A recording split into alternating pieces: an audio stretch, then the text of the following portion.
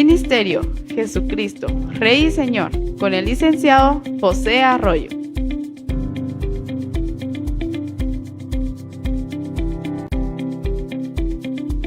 Ya viene. Ministerio Jesucristo, Rey y Señor, con el licenciado José Arroyo.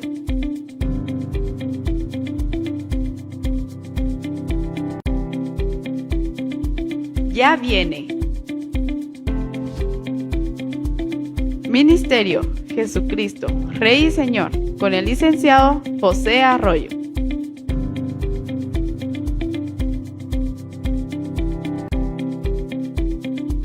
Ya viene. Ministerio Jesucristo, Rey y Señor, con el licenciado José Arroyo.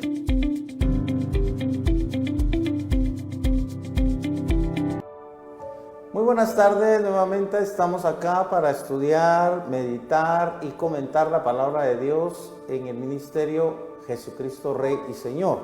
Recuerden que hemos estado estudiando los profetas hebreos y ya vamos por el libro de Jueces para indagar si realmente los jueces o algunos de ellos eran profetas.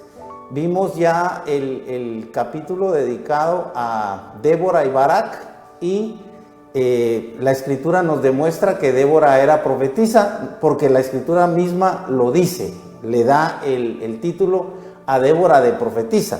Ahora en la clase anterior estudiamos acerca de Gedeón y vimos que entre otras cosas o entre otros acontecimientos interesantes, él tiene una cristofanía o una teofanía, ¿verdad? Tiene una aparición del ángel de Jehová, que recuerden ustedes que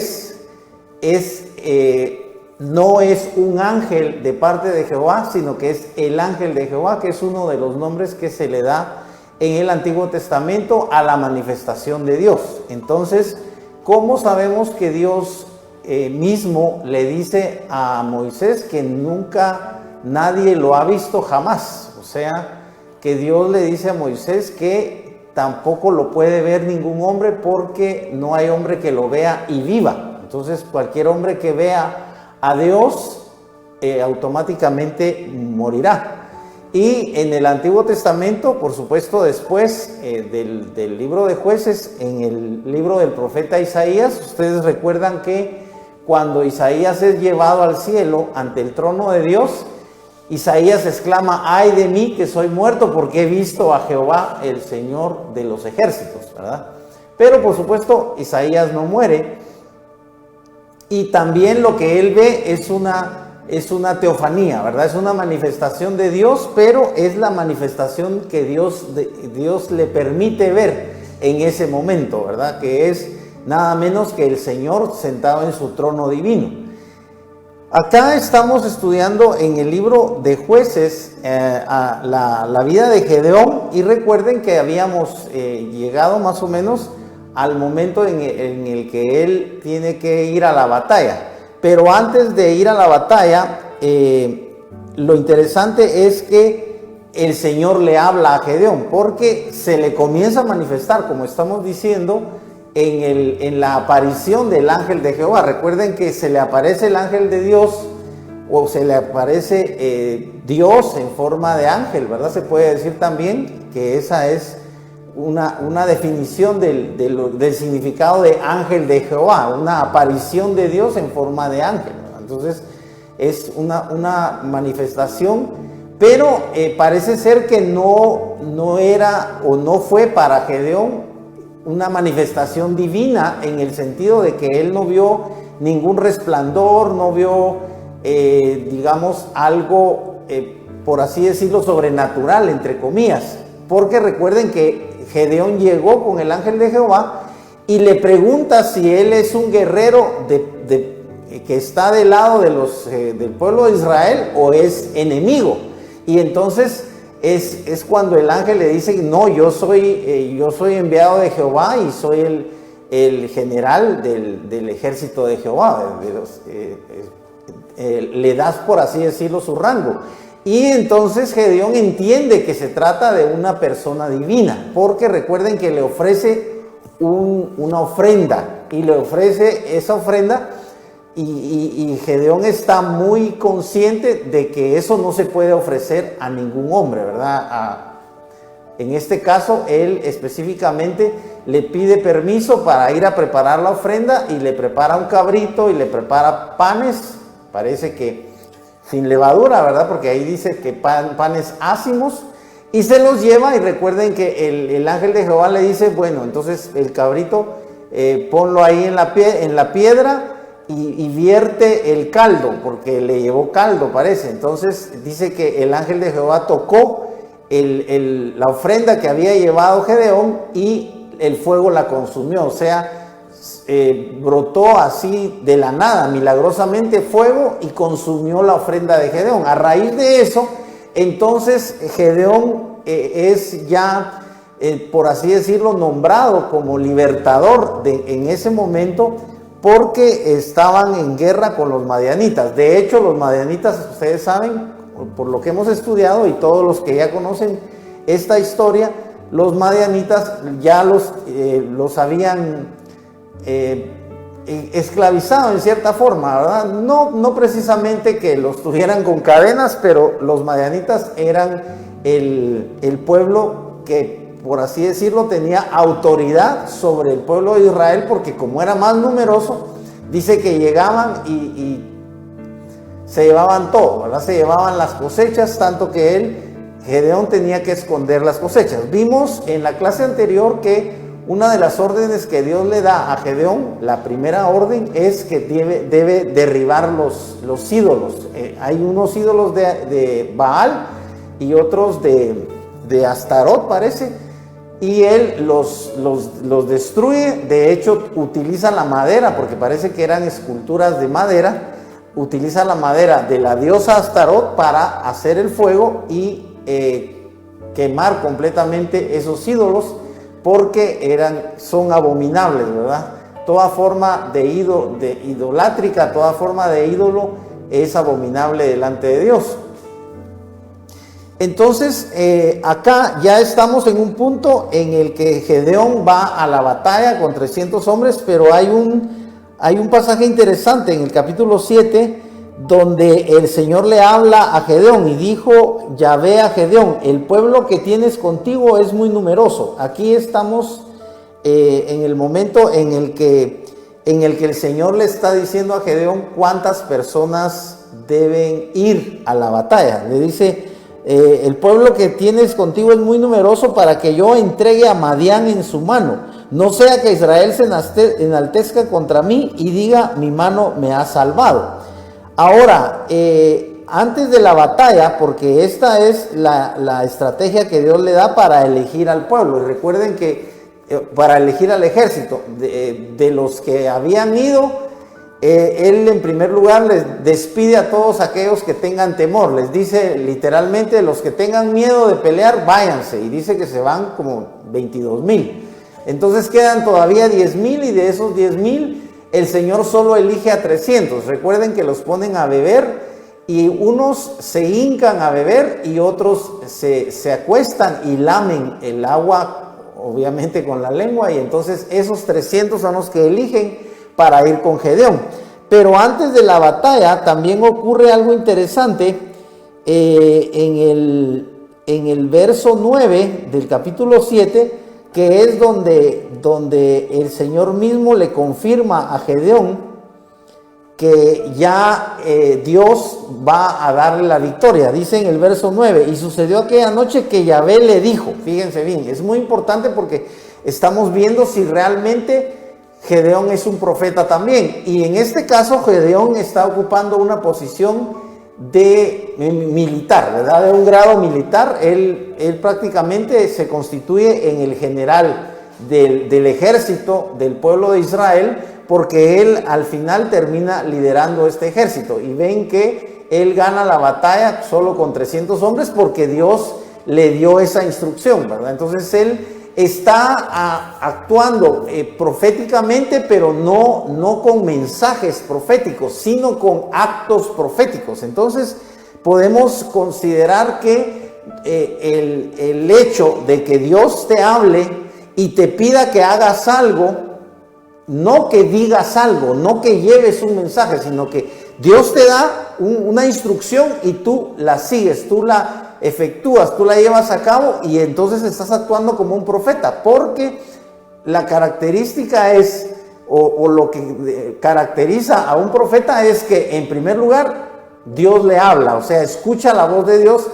En segundo lugar, esa voz le da un mensaje, le da una orden, y el profeta al acatar esa orden, al cumplir con esa orden, está, por así decirlo, haciendo la función profética, está cumpliendo con el oficio profético. O sea, el oficio profético no es solamente de carácter verbal, no es solamente siempre de hacer. Recuerden que la Escritura nos enseña que no siempre hay que orar, o sea, hay que orar, por supuesto, pero no siempre se trata de ¿cómo se dice? No siempre se trata de lo que nosotros digamos. A veces es más importante y tiene más peso ante la gente lo que hacemos, porque nosotros podemos decir que somos buenos cristianos, o que somos siervos de Dios, o que somos apóstoles o superapóstoles, ¿verdad? Si hubiera. Pero de nada sirve lo que digamos si cuando nosotros actuamos no cumplimos no es congruente lo que decimos con lo que hacemos. Entonces, esas incongruencias son las que hacen que la gente a veces rechace completamente a algunos pastores y rechace completamente a algunos apóstoles, ¿verdad? Hablo de la gente que está fuera de la iglesia evangélica, pero también se da dentro de la misma iglesia evangélica que hay pastores, pues cada uno ha de saber alguna historia. Hay pastores que han defraudado en ciertas cosas, o en ciertas acciones, o en ciertas decisiones han defraudado a algunos de los miembros de su iglesia. Lo mismo los apóstoles, ¿verdad? Yo les conté me reservo el nombre de un apóstol guatemalteco al que yo visité y a su iglesia, y yo quería platicar con él acerca de si era posible que yo pudiera trabajar con el ministerio de alabanza, y yo quería servir, por supuesto, sin remuneración, ¿verdad? Solo por servicio a Dios, poner mi talento de la música para trabajar en el ministerio de alabanza de esa iglesia, y pedí una cita con el apóstol. Entonces le hablé directamente a él y él me dio la cita. Cuando llegó el día de la cita, me dijo la secretaria que no podía y que no iba a poder, y que me cambió la cita para otra fecha, y volví otra vez en la siguiente fecha que me dio y tampoco me aceptó. O sea, realmente él no me iba a atender. Lo mejor hubiera sido ser sincero y decirme: hermano, perdone, yo no lo puedo atender, no lo voy a atender porque estoy demasiado ocupado y no puedo hacer espacio para atenderlo, ¿verdad? Dígame ahorita mismo de qué se trata y yo le daré una respuesta, pero él no me dijo eso. Entonces, es solamente un detalle, ¿verdad? El punto es que aquí Gedeón está actuando. El Señor le dice, miren lo que pasó en el verso 9 del capítulo 7. Y sucedió que aquella noche que Yahvé le dijo: levántate, baja al campamento, porque lo he entregado en tu mano. Le dice a Gedeón que baje al campamento de los madianitas, ¿verdad? Verso 10: y si temes descender, baja al campamento con tu criado Fura, y escucha lo que hablan, pues así tus manos serán fortalecidas para bajar contra el campamento. Y él bajó con su criado Fura hasta un extremo de los quintados que había en el campamento, y Madián y Amalec con todos los orientales estaban esparcidos por el valle como multitud de langostas, y sus camellos eran incontables. Imagínense ustedes, era un ejército enorme.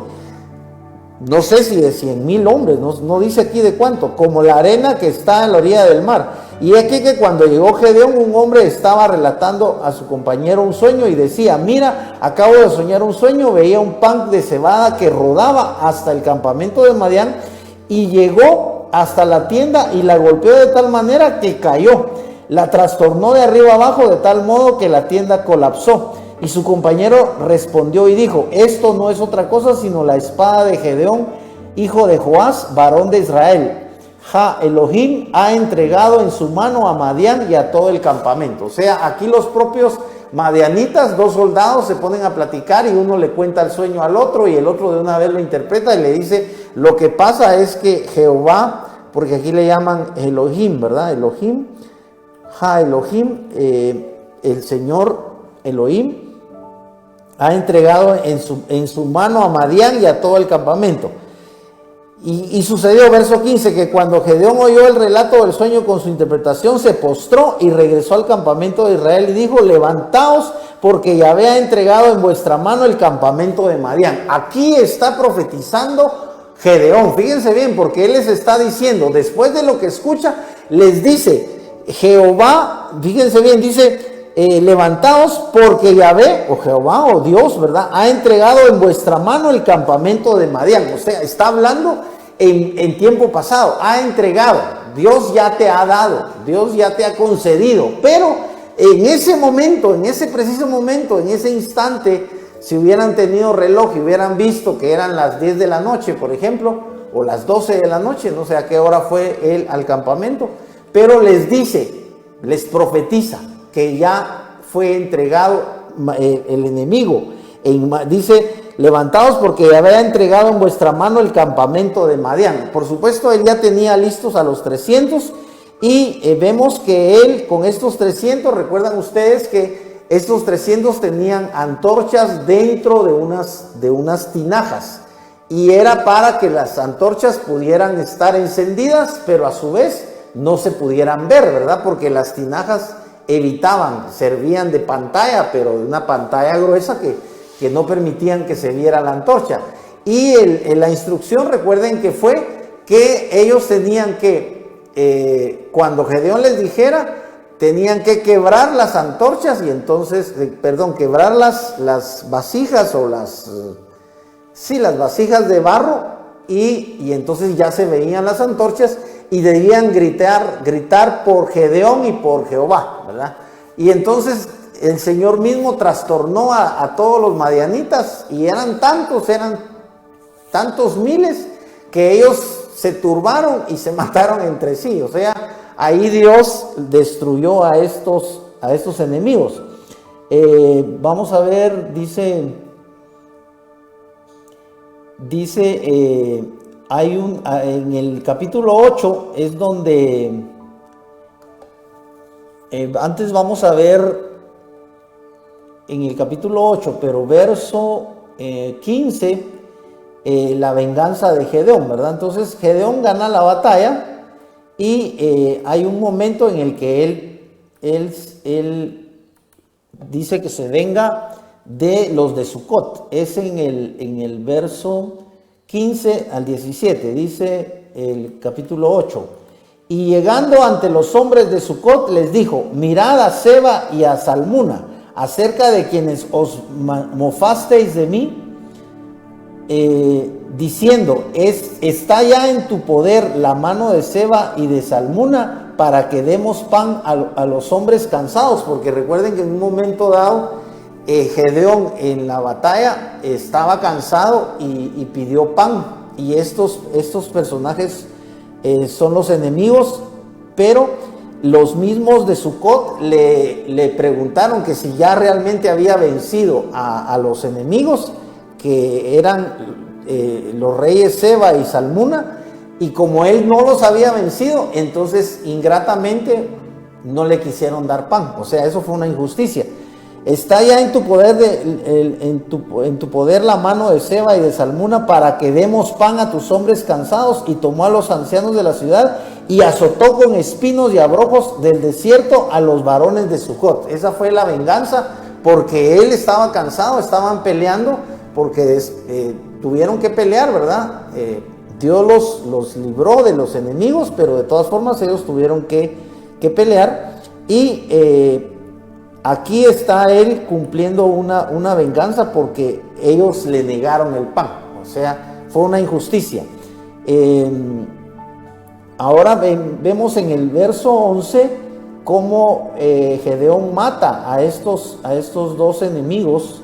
Verso 11, verso 12 dice: así Gedeón subió por la vía de los que habitan en tiendas al oriente de Nova y de Jobea, y atacó el campamento que se hallaba desguarnecido, y huyeron Seba y Salmuna, pero él fue en su persecución y capturó a los dos reyes de Madián. Ellos, fíjense que estos dos eran reyes de Madián, dice Seba y Salmuna, e hizo estremecer a todo su ejército.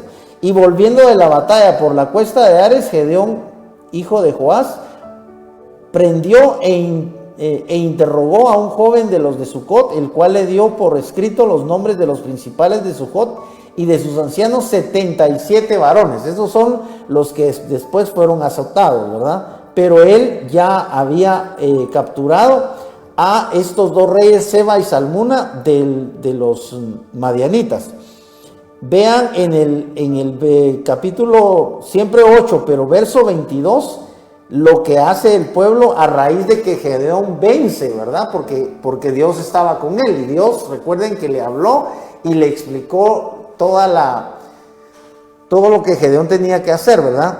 El verso 22, y los hombres de Israel dijeron a Gedeón: gobierna tú y tu hijo y el hijo. Fíjense bien, o sea, después de que ya Gedeón, primero recuerden que Gedeón había destruido esas imágenes de Baal, ¿verdad? Y la imagen de Astarot las había destruido, y recuerden que el pueblo de Israel, los principales, digamos, querían matar a Gedeón. Ahora, como se dice en Guatemala, se cambiaron las cosas, se dio vuelta la tortilla, ¿verdad? Porque ya Gedeón ya no era el que sencillamente destruyó o quemó esos ídolos, sino que ya Gedeón era el general, o el general del ejército que venció a los madianitas. Entonces, a raíz de que esta victoria le dio el crédito completo a Gedeón como un hombre de Dios que había actuado con la guianza de Dios, entonces definitivamente allí no había lugar a fracaso, porque Gedeón estaba haciendo todo lo que el Señor le dijo, ¿verdad? Incluso ya leímos que para que Gedeón no tuviera duda, Dios lo mandó a que fuera a espiar, a oír qué era lo que decían los soldados, digamos, de los madianitas, y es cuando leímos la parte donde él llega y uno a otro se cuentan el sueño, y entonces declaran que realmente Dios ya les entregó, ya están vencidos, o sea, sin haber peleado, ellos ya se consideraban vencidos. Pero por supuesto, ahora ya el pueblo o los principales le piden a Gedeón.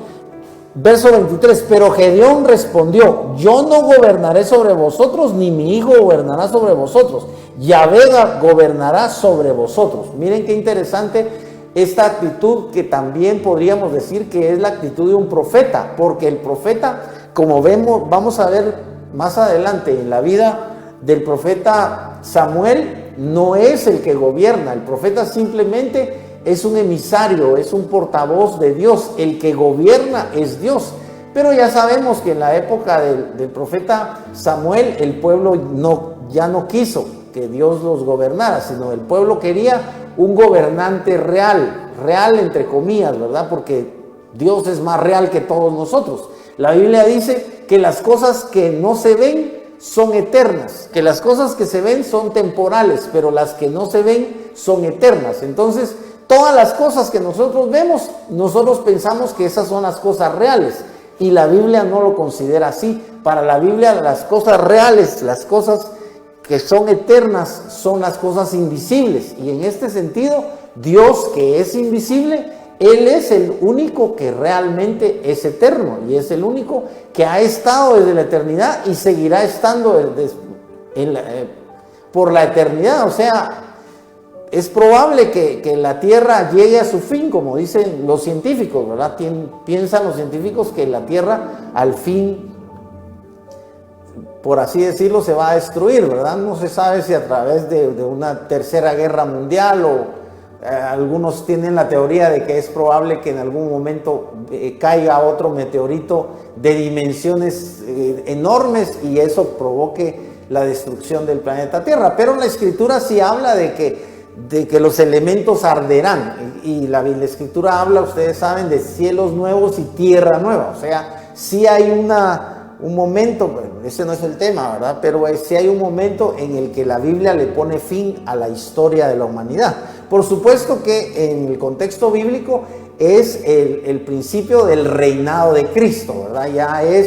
No es que la humanidad se vaya a terminar y ya no vayan a haber más seres humanos, porque recordemos que Dios es el gobernante supremo y Él es el que tiene planeado hacer nuevamente la tierra y los cielos para gobernar ya, para que Cristo gobierne por la eternidad, ¿verdad? Pero acá vemos la actitud tan acertada de Gedeón, porque él les dice: yo no gobernaré sobre vosotros, ni mi hijo gobernará sobre vosotros, Yahvé, o sea, Dios gobernará sobre vosotros. Verso 24, luego Gedeón les dijo: os haré una petición, que cada uno me dé los zarcillos de su botín, pues tenían zarcillos de oro porque eran ismaelitas. Y ellos dijeron: con gusto te los daremos. Y tendieron el manto y cada uno echó allí los zarcillos de su botín. Aquí fue una actitud que realmente no fue acertada. O sea, habiendo dicho Gedeón que el que iba a gobernar era Dios, luego procede Gedeón a hacer un efod. Aquí dice que funde, eso está en el verso 27. Miren lo que hizo Gedeón con todo este oro que él pidió, porque él pidió zarcillos. Recuerden que los zarcillos son aretes, son aretes, y ustedes saben que no solamente se pueden poner aretes en las orejas, sino también en la nariz, en los labios, así como actualmente algunos, incluso jóvenes y también adultos, ¿verdad? Se ponen a zarcillos en diferentes partes de su rostro. Entonces en el verso 27, y Gedeón hizo con ellos un efod y lo colocó en su ciudad, en Ofra, y todo Israel, fíjense lo malo que hizo Gedeón, y todo Israel se prostituyó allí por aquello y se tornó en una trampa para Gedeón y su casa. O sea, eso no estuvo bien, porque el efod, recuerden ustedes que era una especie de faldita, que era como un manto, era un manto que obviamente no era largo, sino era un manto corto. Ese era el efod, pero él hizo un efod de oro. Entonces era sencillamente una especie de manto corto, pero era de oro. Entonces eso fue algo como un fetiche, ¿verdad? Fue como si fuera un objeto para veneración, porque era de oro. Entonces esto no estuvo bien, porque no fue algo que Dios le pidiera a Gedeón que lo hiciera. Recuerden ustedes que a Moisés sí le dijo Dios que hiciera la serpiente de bronce, porque había serpientes que a su vez fueron enviadas como juicio contra los israelitas en una de las ocasiones en las que el pueblo de Israel tentó a Dios.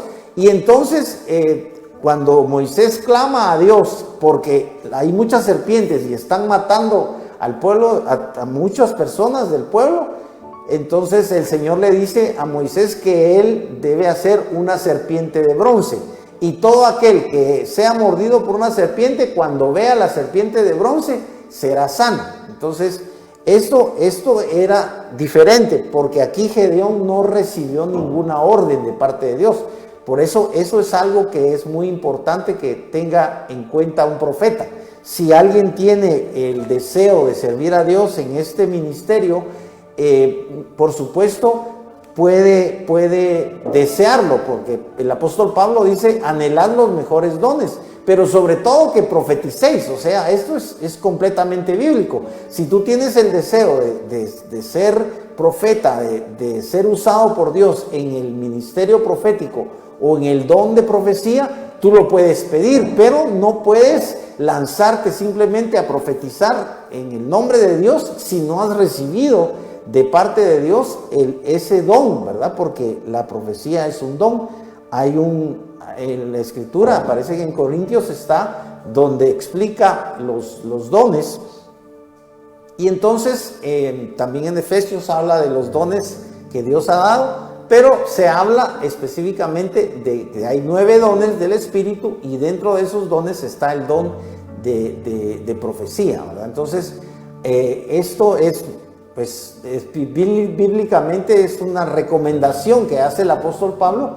Dice que sobre todo que se profetice, o sea, profetizar es algo completamente bíblico, pero tú debes tener, por supuesto, en primer lugar, debes ser lleno del Espíritu Santo, debes haber recibido el bautismo del Espíritu Santo, porque es el Espíritu Santo el único que te puede usar y el único que puede dar una palabra de Dios a través de ti, ya sea a la congregación o a una persona en particular, ¿verdad? Veamos aquí el problema que generó esto, que hizo Gedeón. Dice que el pueblo se prostituyó. Así fue humillado Madián ante los hijos de Israel. Eso ya es el final de la batalla. Vamos a adelantar,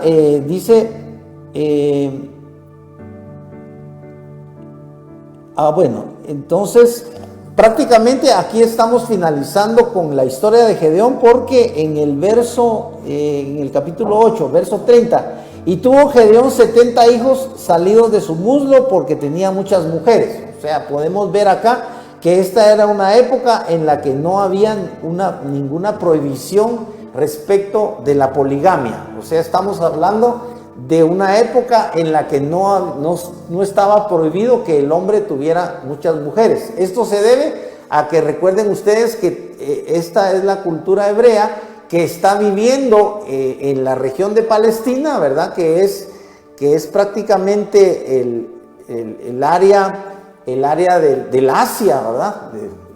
Cercana al Asia Menor, pero ustedes saben que es la región, una región muy oriental, ¿verdad?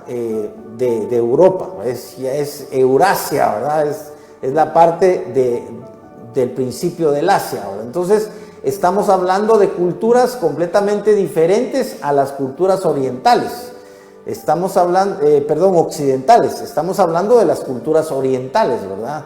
Las culturas para ustedes es acá, ¿verdad? Yo siempre digo que el oriente está acá, ¿verdad? Pero para ustedes que me están viendo es de este lado, ¿verdad? Entonces de este lado está Europa, y de este lado está Asia, de este lado está el mar Mediterráneo, y de este lado está Palestina. Y entonces ellos están en un momento histórico en el que los hombres no tenían esa prohibición acerca de la monogamia, ¿verdad? Ellos podían tener varias mujeres. Ven ustedes que, por ejemplo, Abraham, que era caldeo, su propia esposa le pidió que tuviera relaciones con Agar, la sierva.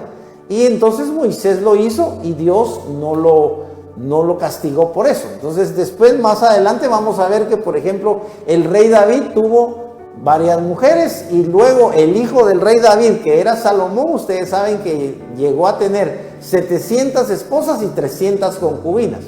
O sea, él tenía más de 1000 mujeres, o por lo menos 1000, y ustedes saben que el año solo tiene 365 días.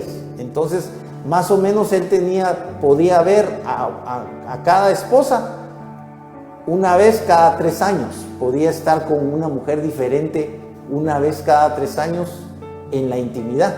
O sea, es algo que en nuestra cultura ya es incomprensible, ¿verdad? Porque en nuestra cultura es una cultura monogámica, ¿verdad? Tanto que en el cristianismo, como ya se estableció por los apóstoles, sobre todo por Pablo, que dice que cada hombre debe tener a su esposa. Entonces, la poligamia, ustedes saben que es un conflicto a nivel cultural, porque ya después de 2000 años de cristianismo, o por lo menos de 1600 años de cristianismo, ¿verdad? Porque realmente los primeros siglos del cristianismo ya sabemos que fue un proceso, ¿verdad? Sabemos que los romanos, ustedes saben, perseguían a los cristianos. Entonces, al principio, en los primeros 4 siglos, hasta principios del siglo IV, los cristianos no eran aceptados, no eran famosos, no eran respetados, sino que al contrario, eran perseguidos. Y ustedes saben que algunos emperadores, porque había épocas en las que no molestaban a los cristianos, pero había épocas en las que surgía un emperador que los odiaba y los perseguían y los mataban de diferente forma. Solo hasta que Constantino, ustedes saben, acepta el cristianismo como religión del Estado, o autoriza, mejor dicho, que el cristianismo sea una más de las religiones del Estado, es que ya el cristianismo cambia. Pero eso ocurre hasta el siglo IV. Entonces, son 16 siglos en los que se ha venido desarrollando el cristianismo, la moralidad cristiana, por así decirlo, a tal punto que actualmente solo en países como Dubái o los Emiratos Árabes, donde obviamente no son cristianos, sino que son musulmanes, ellos sí contemplan la poligamia como un derecho, entre comillas, de estos sultanes y de estos millonarios, ¿verdad? Que son multimillonarios que tienen muchas esposas. Ahora continuemos acá, porque estamos terminando prácticamente con la vida de Gedeón. Aquí dice en el verso, veamos, 30, dice: y tuvo Gedeón 70 hijos salidos de sus muslos, porque tenía muchas mujeres, y su concubina que vivía en Siquem, también ella le dio a luz un hijo y le puso por nombre Abimelech. Y entonces aquí termina prácticamente toda el tema de Gedeón, y entonces ya tenemos que entrar al siguiente juez, entre comillas, porque resulta que vamos a analizar también un poco de la vida de Abimelech, que es el hijo, si ustedes se dan cuenta, es uno de los hijos de Gedeón, pero aquí nos está diciendo la escritura que era hijo de Gedeón, pero que Gedeón tuvo con una concubina. Ustedes saben que la concubina era como una amante autorizada, ¿verdad? O sea, no era la esposa, sino que era otra mujer, digamos, con la cual el hombre casado en ese tiempo podía tenerla como otra de sus mujeres, pero no era su esposa. Por eso se le llama concubina, porque era una amante autorizada. Entonces, solo en nuestra época ya sabemos que es una amante, ¿verdad? Una mujer que el hombre casado tiene, que obviamente no es su esposa, es además de su esposa. Entonces, a veces los hombres tienen una amante y a veces tienen varias, ¿verdad? Eso es en el mundo no cristiano, pero a veces incluso se da dentro del cristianismo. Pero en el mundo no cristiano, entre la gente que no es cristiana, entre los varones que no, digamos, tal vez creen en Dios, pero no tienen ninguna moralidad en relación al adulterio, ¿verdad? Para ellos es normal tener relaciones sexuales, ¿verdad? Para eso se hizo a la mujer, y ellos no se conforman solo con su esposa, sobre todo si han pasado los años, la esposa ya le ha dado 2, 3, 4 hijos, y entonces la esposa obviamente ha envejecido y él ya no la quiere, ¿verdad? Él quiere tener una joven, y aunque él también ya está viejo, pero ustedes saben qué es el machismo en Latinoamérica, y aunque tampoco tiene dinero para mantener o para darle a sus otras mujeres, de todas formas lo que los hombres quieren es el placer de la carne. Ya en algún momento hablaremos acerca de la gran diferencia de vivir como Dios desea, que es una vida un poco, es la vida cristiana, ¿verdad? Es una vida, no es fácil, o sea, es una conducta en la que tú tienes que negarte a ti mismo. Cristo lo dijo, ¿verdad? El que quiera seguir en pos de mí, niéguese a sí mismo, tome su cruz y sígame. Y entonces la sana doctrina, que fue la enseñanza de los apóstoles, nos hace ver cómo deberíamos nosotros actuar, cómo deberíamos nosotros vivir, por ejemplo, sobriamente. Una persona que es alcohólico no podría decir que es cristiano, o sea, que es un cristiano alcohólico es una contradicción, porque si sigue siendo alcohólico ya no es cristiano realmente. Un cristiano es posible que haya sido alcohólico, pero si ya es cristiano ya no es alcohólico. El problema es que hay algunos vicios que no son del carácter como el alcoholismo, como la adicción a las drogas. Digamos, hay algunos vicios que son psicológicos. Entonces, por ejemplo, que son conductuales. Por ejemplo, la homosexualidad.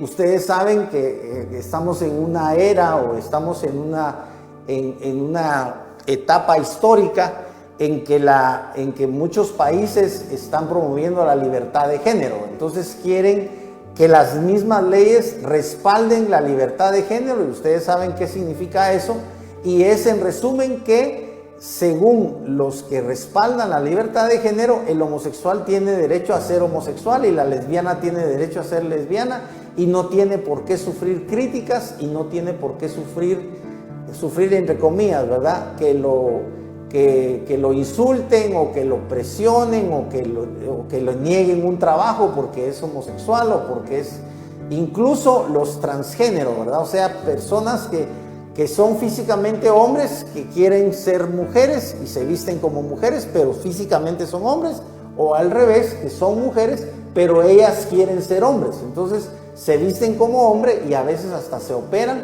para poder cambiar de sexo, como le llaman, ¿verdad? Entonces, estos son los transgéneros, y estas personas incluso quieren que se les reconozca que pueden ser cristianos y a la vez pueden ser homosexuales, o pueden ser cristianas y a la vez lesbianas, o pueden ser cristianas pero son transgénero. O sea, es cristiana pero ustedes la ven que parece mujer, pero realmente él es un hombre, solo que parece mujer porque está vestida de mujer, está vestido de mujer y parece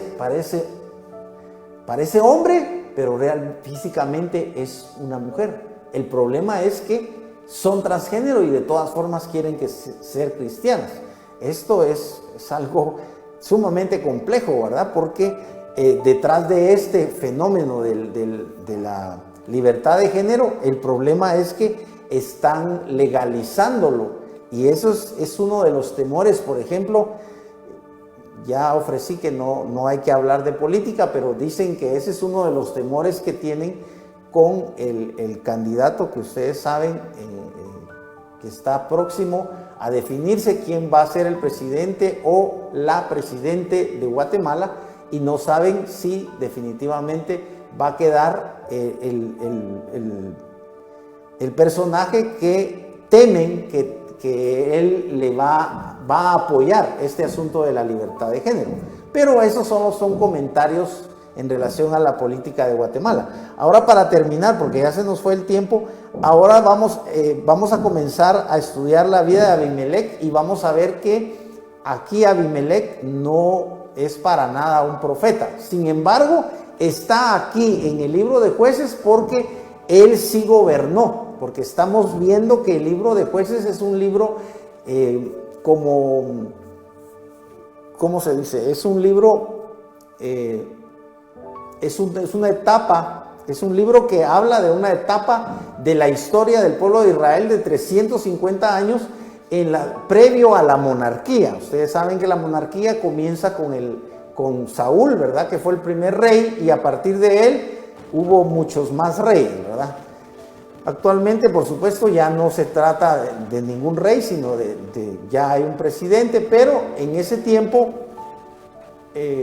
estamos hablando de un periodo de tiempo en el que no hay reyes, sino que son jueces o son generales o son líderes,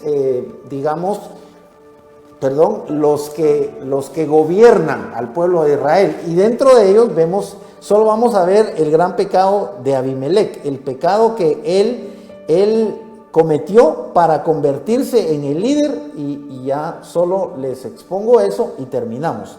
Dice, vamos a ver, Abimelec,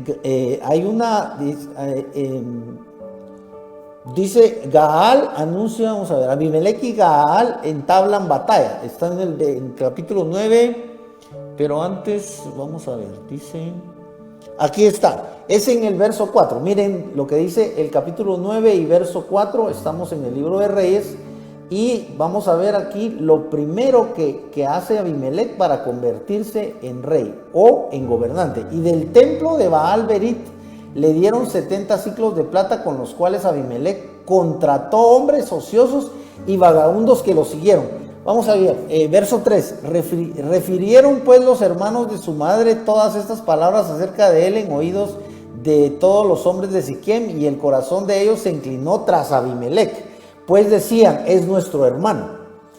Verso 2 dice: os ruego que digáis a oídos de todos los señores de Siquem, es mejor para vosotros que os gobiernen 70 hombres, todos los hijos de Jerobaal. Jerobaal, recuerden que era Gedeón. Entonces aquí está preguntando él si es correcto o si está bien que estos 70 hijos de Gedeón gobiernen.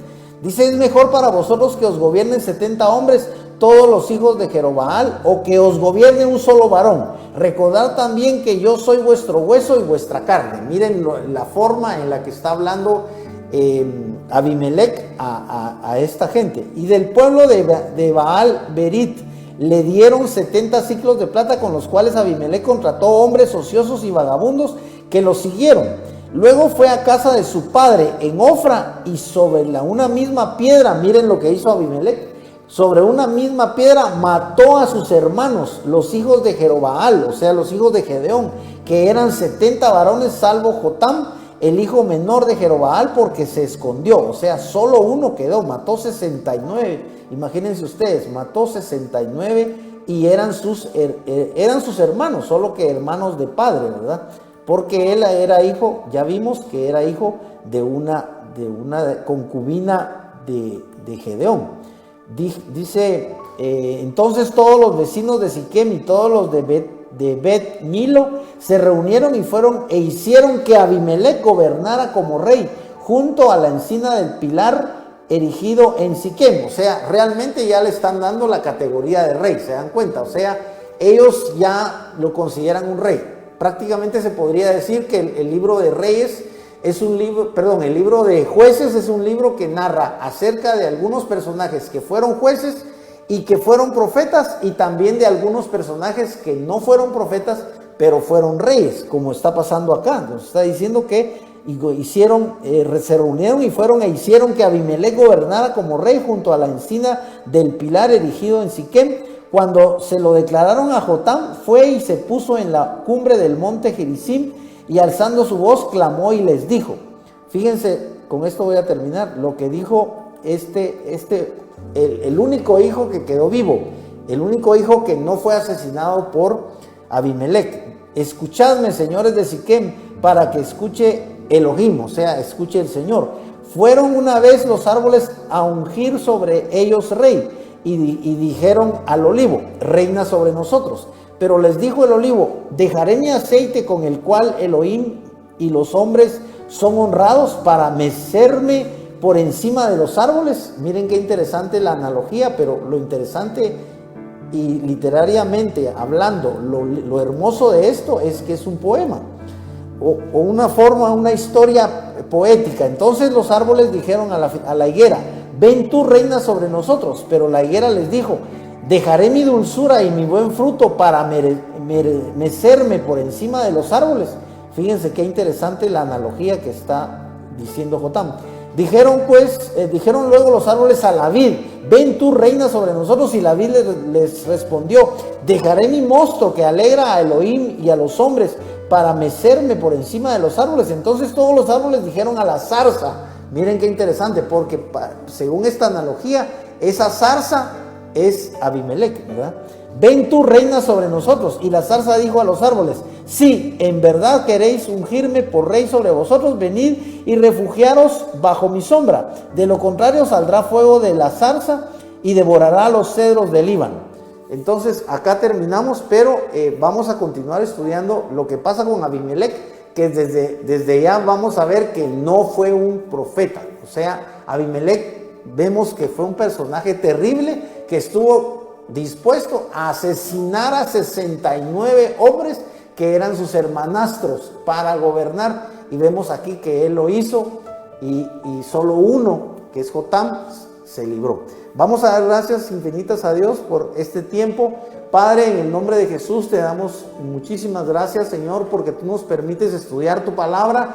Padre, sobre todo bendecimos la presencia divina de tu Espíritu Santo y rogamos que sea tu Espíritu Santo el que siempre nos enseñe, Señor, el que siempre nos revele, el que siempre allí en la casa de mis hermanos, de todos los televidentes, sea tu Espíritu Santo divino, Señor, el que los convenza a ellos de que este no es un mensaje humano, sino que es un mensaje que viene de parte tuya, Señor. Es un mensaje del cielo porque está aquí en tu palabra y lo único que yo hago, Señor, es leer y comentar tu palabra, Padre, pero que estas lecturas y que este estudio de tu palabra pueda dejar fruto en el corazón de mis hermanos, que mis hermanos puedan encontrarse en primer lugar con la persona de Jesucristo, y todos aquellos que están allí en sus hogares viendo estos programas que puedan ser convencidos de la necesidad que hay en su corazón, en su alma, de recibir a Jesucristo. Hermano, tú puedes en cualquier momento, si no has recibido a Cristo,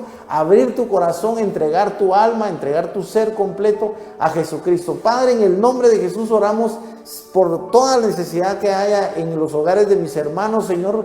Si hay necesidad de sanidad divina, Padre, que solamente tú puedes poner tu mano divina en el cuerpo de mis hermanos para sanidad. Señor, que así como Cristo decía que por el dedo de Jehová Él sanaba, que sea el dedo divino de tu Espíritu Santo, Señor, el que toque allí los cuerpos de mis hermanos que están enfermos, Padre, y sean levantados de esa cama y sean sanos por el poder del nombre de Jesucristo, porque tu palabra dice que por tus llagas, por las llagas de Jesucristo hemos sido curados. Padre, en el nombre de Jesús oramos para que llegue la salvación a los hogares de mis hermanos, llegue la sanidad, también la liberación, Señor, que mis hermanos puedan ser libres en el nombre de Jesús. Aquellos que tienen dolencias de carácter psicológico, Padre, en el nombre de Jesús, aquellos que tienen depresión o aquellos que se sienten solos, aquellos que se sienten desanimados, Padre, en el nombre de Jesús oramos para que sea tu palabra, sea tu evangelio, sea la presencia misma de Jesucristo la que los aliente, la que los sane, Señor, la que los liberte, y sobre todo la presencia de Jesucristo sea tu Espíritu Santo allí, que pueda habitar y morar en cada uno de los corazones. Padre, te lo pedimos y te damos infinitas gracias en el nombre de Jesús. Amén y amén.